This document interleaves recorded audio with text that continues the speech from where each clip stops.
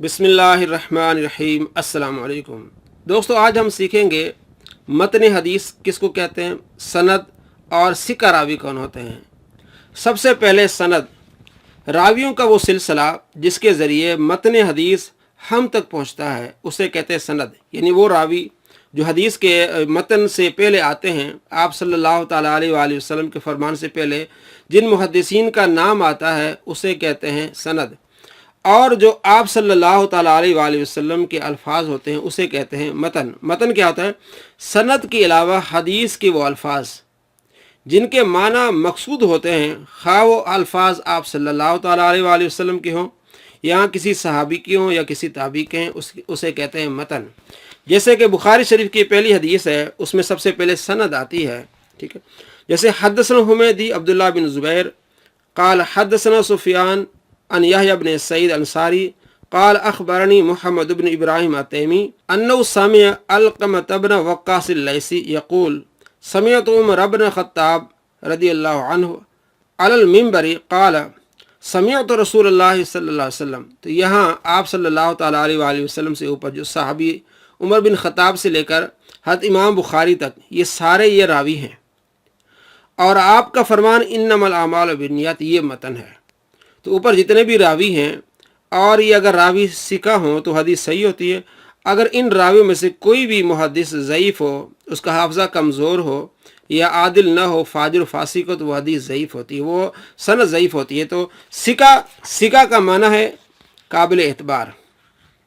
वो शख्स जो काबिल एतबार उसको कहते हैं सिका। और हदीस की इस्तिलाह में वो शख्स जो आदिल हो और ज़ाबित हो, फासिक फाजिर न हो, मुसलमान हो, बालिग हो, आकिल हो, साहिब तकवा और मुरव्वत हो, अवामिर पर अमल करने वाला हो, नवाही से इज्तनाब करने वाला हो, अखलाक की अच्छाइयों और अच्छी खसलतों से मुत्तसिफ हो, असबाब फ़िस्क और खिलाफ हया और खिलाफ मुरव्वत चीज़ों से दूर रहे। ये अदालत है। ज़बत क्या है? रावी का रवायत करते हुए गाफिल न होना, हाफिज़ होना, जबकि अपने हाफजे से हदीस बयान करे, या अच्छी तरह एहतियात के साथ लिखना, ये इसको कहते हैं ये सिका रावी है। यानी आदिल हो और हाफिज़ हो, उसका हाफज़ा मजबूत हो, ठीक है, मुसलमान हो, और उसके इस अलावा उसके अखलाक अच्छे हों, और फाजिर और फासिक न हो। ये तमाम सिफ़ात जिस रावी में होंगी उसे कहते हैं सिका। और फिर इसकी जमा है सिकात। हदीस के आखिर में आपने देखा होगा रिजाल सिकात, इसके रिजाल सिका हैं। यानी इसके जितने भी रिजाल हैं वो आदिल हैं और ज़ाबित हैं, उनका हाफ़ज़ा मजबूत है, उनमें से कोई ज़ईफ़ नहीं है, किसी का किरदार जो है वो डैमेज नहीं है, ख़राब नहीं है। तो उस हदीस को फिर हम क्या कहते हैं? ये हदीस सही है। जैसा कि सामने आपके हदीस है, सुनन दारमी की हदीस है, और इसके नीचे लिखा है रिजाल सिकात, कि इसके रिजाल तमाम सिका हैं। तो वो क्या होती है? हदीस फिर सही होती है। जैसा कि हदसना अबू नोमान, हमें हदीस बयान की अबू नोमान ने। हदसना सईद बिन ज़ैद, हमें हदीस बयान की सईद बिन ज़ैद ने। हदसना अमर बिन मालिक नौकरी, हमें हदीस बयान की अमर बिन मालिक ने। हदसना अबुल जौज़ा औस बिन अब्दुल्लाह, कि हमें हदीस बयान की अबुल जौज़ा औस बिन अब्दुल्लाह। वो कहते हैं कि अहले मदीना पर कहत हुआ, बहुत ज़्यादा कहत हुआ। उन्होंने हज़रत आयशा रज़ी अल्लाह तआला अन्हा के पास आके शिकायत की। तो हज़रत आयशा रज़ी अल्लाह तआला ने फरमाया कि कब्र नबी और आसमान के दरमियान कोई चीज़ हायल नहीं होनी चाहिए। कब्र नबी के ऊपर जो छत है, आप सल्लम के कब्र अनवर के ऊपर छत है, इसमें रोशनदान बनाओ ताकि कब्र नबी और आसमान के दरमियान किसी चीज़ की हायल ना हो कोई चीज़। तो उन्होंने ऐसा ही किया। आप सल्लल्लाहु ताला अलैहि वसल्लम की कब्र अनवर के ऊपर जो छत थी उसमें रोशनदान बनाया, तो कब्र और आसमान के दरमियान कोई चीज़ हायल नहीं थी। तो खूब बारिश बरसी, और इतनी बारिश बरसी कि हर जगह सब्ज़ा ही सब्ज़ा हो गया, और जानवर खूब पले बढ़े, यहाँ तक कि वो फटने वाले हो गए। यानी बहुत ज़्यादा जो है वो जानवर ठीक ठाक हो गए। तो उस साल को फटने वाला साल कहा गया। तो इसके नीचे लिखा है रिजाल सिकात, इसके तमाम रिजाल क्या हैं? सिका हैं। तो यह हदीस सही है। तो यहाँ ये भी मालूम हुआ कि ये भी एक वसीले का तरीका है कि हज़रत आयशा रज़ी अल्लाह तआला अन्हा ने फरमाया कि सरकारी दो आलम सल्लल्लाहु ताला अलैहि वसल्लम की कब्र अनवर से लेकर आसमान के दरमियान कोई चीज़ हायल ना हो तो बारिश होगी। और जो बुखारी में हदीस है 10-10 1010, हज़रत उमर बिन ख़त्ताब रज़ी अल्लाह तआला ने हज़रत अब्बास का वसीला लिया और दुआ की कि हम सरकार दो आलम सल्लल्लाहु ताला अलैहि वसल्लम का वसीला लिया करते थे। آج ہم عباس کا وسیلہ لیتے ہیں، بارشیں عطا فرما بارشیں ہوتی ہیں، تو یہاں کچھ لوگ یہ لیتے ہیں کہ بھئی سرکار دو عالم صلی اللہ تعالیٰ علیہ وآلہ وسلم کا وسیلہ اگر جائز ہوتا تو حضرت عمر لیتے ہیں۔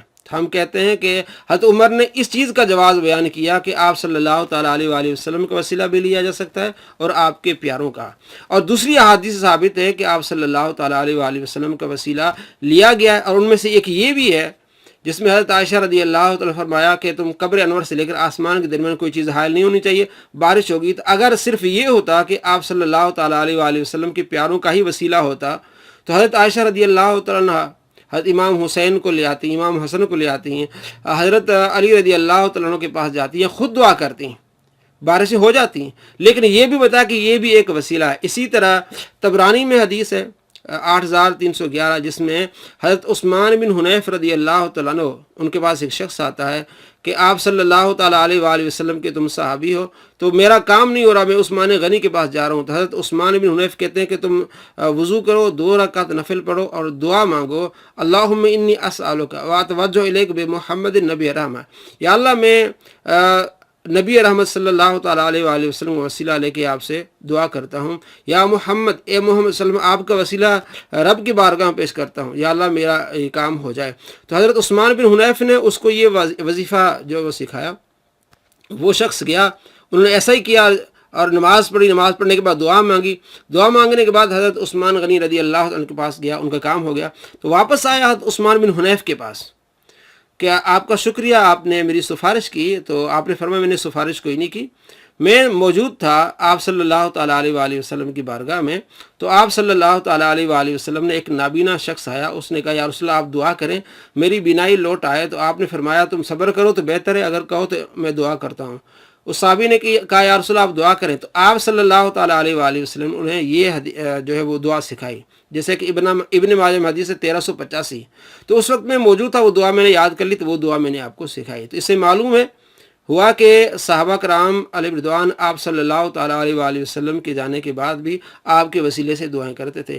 یہاں اعتراض ہوتا ہے کہ یہاں اس میں ایک محدث ہے عبداللہ بن وہب، وہ ان سے روایت کرتا ہے، مدلس ہے۔ تو پہلے بھی میں نے وضاحت کی ہے کہ عبداللہ بن وہب طبقہ اولیٰ کا محدث ہے، اور ابن حجر عسقلانی رحمۃ اللہ علیہ نے یہ وضاحت کی ہے کہ مدلس کی 5 طبقات ہیں، پہلا طبقہ اور دوسرا طبقہ، ان میں سے اگر کوئی ان سے روایت کرے تب بھی وہ حدیث صحیح ہوگی، کیونکہ وہ بہت بڑے امام ہیں، اور انہوں نے تفصیل لکھی ہے، 33 پہلے طبقے کے اور 33 دوسرے طبقے کے ہیں۔